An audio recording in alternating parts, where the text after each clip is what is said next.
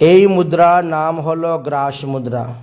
যেভাবে আমরা খাবার মুখে তুলে খাই, গ্রাস ধরে আঙুলগুলো দেখতে পাচ্ছেন, এইভাবে করা হয়, এর নাম হলো গ্রাস মুদ্রা।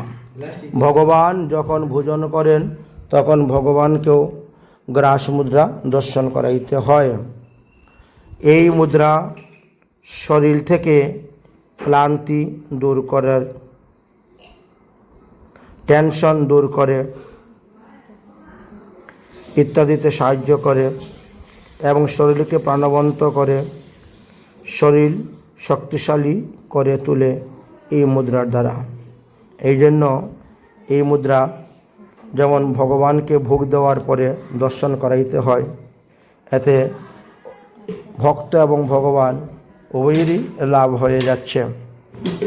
তাই এই মুদ্রার দ্বারা ভগবানকে ভোগ নিবেদন করার সময় এই গ্রাস মুদ্রা দর্শন করাইতে হয়। তাই এই মুদ্রাটি চিহ্ন আপনাদেরকে দর্শন করাইলাম। এইভাবে আপনারা গ্রাস মুদ্রা দেখাইবেন, এতে আপনাদেরও উপকার হইবে।